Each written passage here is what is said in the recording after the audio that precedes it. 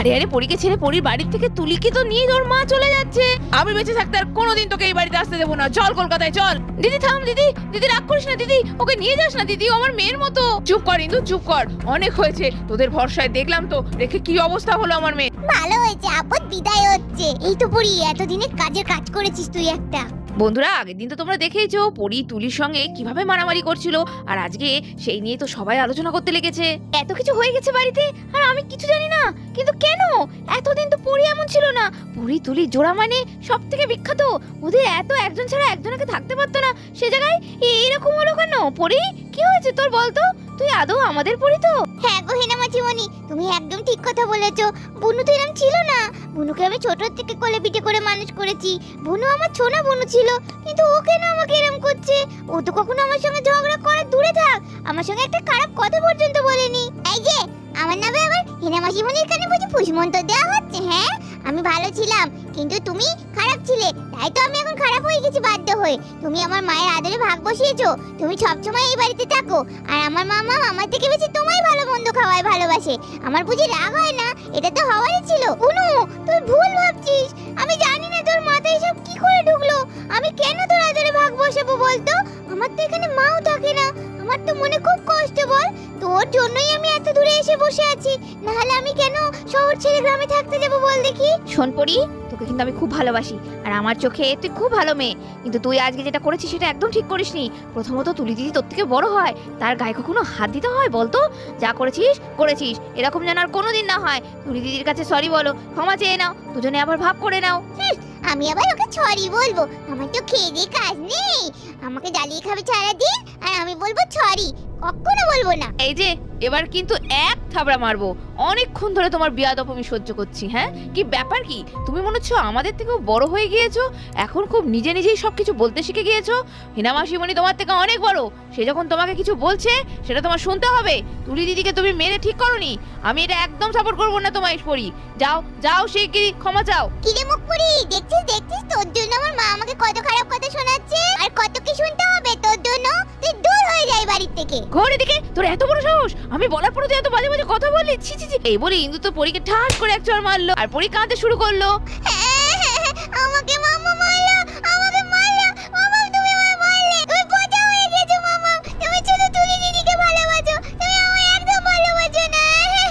আমি চলে যাবো। আর এদিকে যখন এইসব কথাবার্তা চলছে, এমন সময় দূর থেকে মুনি তো এসে সব শুনছে। ওরে বাবা, এই তো দেখছি পুরো কেস জমে ক্ষীর। এই তো মেঘনা চাইতেই জল, এতদিনের স্বপ্ন আমার পূরণ হয়েছে। বাবা কালকে কার মুখ দেখে উঠেছিলাম সকাল সকাল, এত ভালো একটা নিউজ। ওই পরি আর ওই তুলি মানে এক আত্মা, ওদের মধ্যে হয়েছে গন্ডগোল, একে অপরের শত্রু, দুজন দুজনকে সহ্য করতে পারছে না।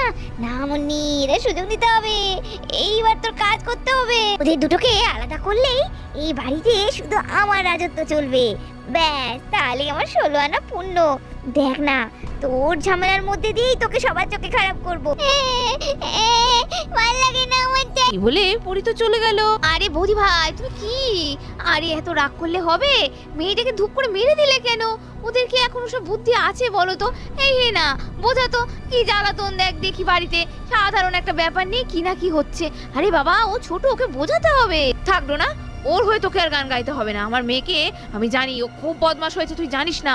এখন যদি শাসন না করি এরপরে না হাত থেকে বেরিয়ে যাবে। আমার মেয়েটা এরকম ছিল না রে, কোনোদিন কি ওকে মেরেছি বল আমি? কিন্তু ও দিন দিন কেমন পাল্টে যাচ্ছে। আরে বৌদি ভাই তুমি এসব ভুলভাল ভাবছো, ও পাল্টে মাল্টে যায়নি। মানুষের মন তো বলো, আমাদেরও যেমন মুড অফ হয় তেমনই ওর হয়তো মনটা আজ খারাপ আছে কোনো কারণে, নিশ্চয়ই স্কুলে হয়তো কিছু হয়েছে, সেসবের জন্যও হতে পারে। আরে ছোটবেলায় এরকম আমার সঙ্গে দিদিরও হতো। কি রে দিদি, তাই না বল? আমার মাঝে মাঝে খুব হিংসে হতো, মা যখন ওকে বেশি ভালোবাসতো তখন আমার খুব রাগ হতো, কিন্তু আস্তে আস্তে বয়সের সাথে এটা কেটে গেছে। এদিকে পরি যখন চলে যাচ্ছিল এমন সময় পেছন থেকে মুন্নি ওকে ডাকতে লাগলো। এই পরি, এই পরি, আরে দাঁড়া দাঁড়া, যাচ্ছিস কোথায়? তুমি আর কাটা খায় নুনের ছিটা দিতে এসো না তো। আবার কি হলো?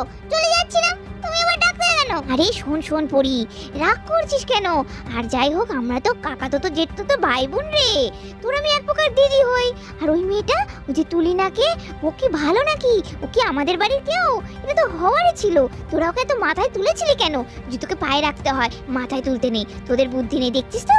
এবার আস্তে আস্তে তোর কপালে যা যা জিনিস সব তোর কপাল থেকে ও ছিনিয়ে নেবে, তখন বুঝতে পারবি মনিদি কতটা সত্যি বলেছিল। হ্যাঁ মনিদি, আমার এখন মনে হচ্ছে তুমি আমায় ঠিকই বলেছো। ওকে আমি যতটা ভালো ভেবেছিলাম ও ততটা নয়। মামামের সব আদর আমার কাছ থেকে ও কেড়ে নিচ্ছে আস্তে আস্তে। আরে আমি তো এই জন্যই তোকে বলেছিলাম তুই ওর থেকে দূরে থাক। তোর বুদ্ধি নেই, তাই তুই সেদে সেদে বাঁশ নিয়ে এসছিস বাড়িতে। খেয়ে দিয়ে কাজ নেই। ও আমাদের কে বলতো? তোর মাসির মেয়ে, এখানকার কেউ না। তা সত্ত্বেও এই বাড়িতে সবসময় থাকে কেন রে? ওর বাড়ি ঠাড়ি নেই? আর শোন, এইটাই তোর উদ্দেশ্য। আস্তে আস্তে দেখবি তোর মাকেও তোর কাছ থেকে কেড়ে নেবে, তখন তোর আর কিচ্ছু করা থাকবে না। শোন বোন, এখনো সময় আছে, কিছু একটা ব্যবস্থা কর। কিন্তু মুন্নি দিদি, আমি কি ব্যবস্থা করব? সবই তো বুঝতে পারছি, কিন্তু কি করব? আরে তোর মুন্নি দিদি আছে না, তুই এত চিন্তা করছিস কেন রে? আমি ঠিক একটা না একটা কিছু ব্যবস্থা করে দেবো। তাই তুমি সত্যি বলছো? তুমি পারবে মুন্নি দি? হ্যাঁ রে হ্যাঁ, পারতে যে আমায় হবেই, পারতে তো আমায় হবেই। এই তো সুযোগ রে পড়ি। তুই এবার যাবি আর ওই তুলি ও এবার মরবে। আরে আরে, কি ব্যাপার? পরি আজকে হঠাৎ করে দিদির সঙ্গে কথা বলছে।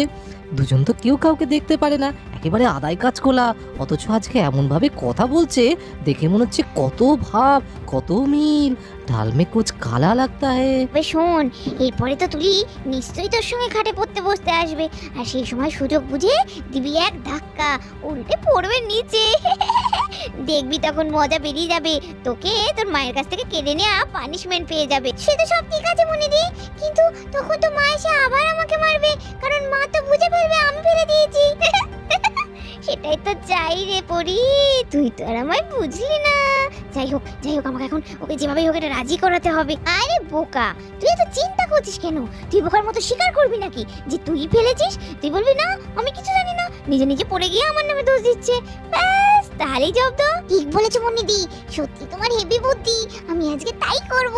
তো মুন্নি, ওয়েট এন্ড ওয়াচ, দেখা যাক মাছে টোপ গিলে নিয়েছে।